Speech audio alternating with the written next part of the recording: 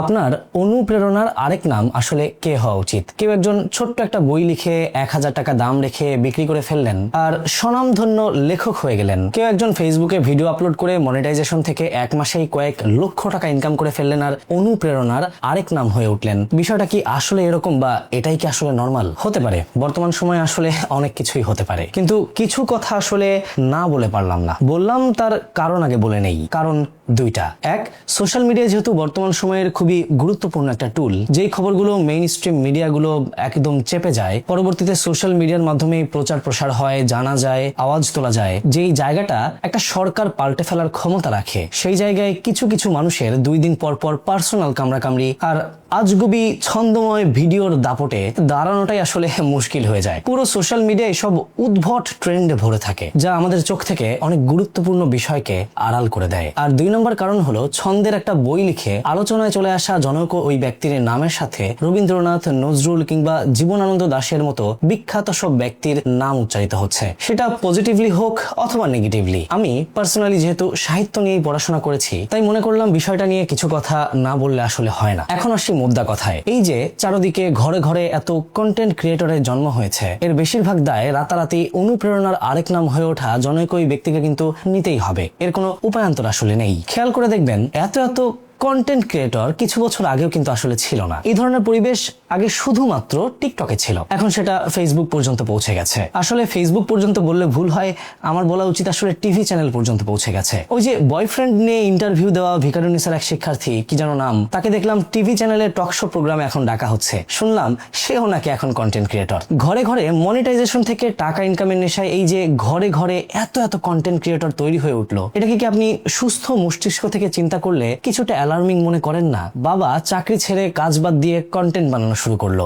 মা ঘরের খেয়াল না রেখে বাচ্চা কাচ্চার পড়াশোনা নিয়ে একদমই চিন্তা না করে ব্লগিং কন্টেন্ট বানানো শুরু করলো, বাচ্চা কাচ্চা বই খাতা বাদ দিয়ে একেবারে মুড়ে রেখে ছন্দে ছন্দে কবিতা আবৃত্তি করে ভিডিও আপলোড করা শুরু করলো সোশ্যাল মিডিয়ায়। মাঠে নেমে খেলাধুলার কথা তো বাদই দিলাম। This is really a total collapse of this social system. এখন আসলে সবাই কন্টেন্ট ক্রিয়েটর, সবাই 10 সেকেন্ডস ব্যাক টু ব্যাক। ঠিক আছে, কোনো সমস্যা নাই, যার যা খুশি করতে পারে। এখানে পুলিশিং করার আমি আসলে কেউ না, আমার সেই এখতিয়ারটাও নাই। জাস্ট সমাজটাকে মাঝে মাঝে বোঝার চেষ্টা করি, ইম্পর্টেন্ট ইস্যুগুলো নিয়ে ইন্ডিপেন্ডেন্ট জার্নালিজম প্র্যাকটিস করি, তাই একটু খতিয়ে দেখার চেষ্টা করলাম। শেষে একটা কথা বলি, এই যে আপনাদের কেউ কেউ বলছেন ছোট্ট একটা ছন্দের বইয়ের দাম 1000 টাকা, অন্যদিকে রবীন্দ্রনাথ, নজরুলের বইয়ের দাম 100 থেকে 150 টাকা। হায় আফসোস, নজরুল তো লজ্জায় মরে যেতেন।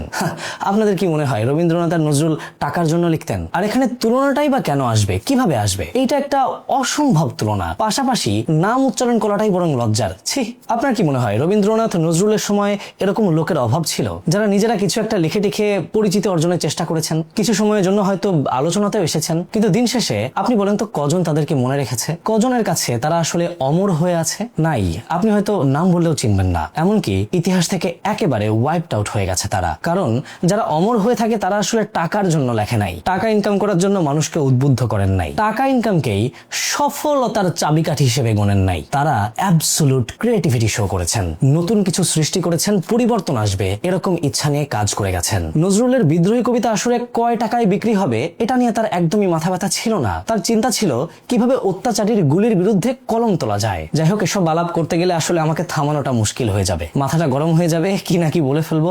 বাট ইয়াস, ভিডিও শেষ করব শুধু বলে রাখি, দিন শেষে ইতিহাসে তারাই টিকে যায়, তারাই অমর হয়ে থাকে, তারাই মানুষের হৃদয়ে জায়গা করে নেয় বছরের পর বছর, যুগের পর যুগ, শতাব্দীর পর শতাব্দী, যারা পরিবর্তন আনার জন্য কাজ করে যায়, নতুন কিছু সৃষ্টি করে, অন্তত একবারের জন্য হলেও একটা ডিপ্রেসড মানুষকে হাসাতে পারে, যে কোনো অন্যায়ের বিরুদ্ধে আওয়াজ তুলতে ভয় না পেয়ে তার যে দায়িত্ব সেটা পালন করে যায়, মানুষের ভালোর জন্য, কল্যাণের জন্য, পরিবর্তনের জন্য। বাকিটা আপনি ভালো বোঝেন, দেখেন যেটা ভালো মনে হয়।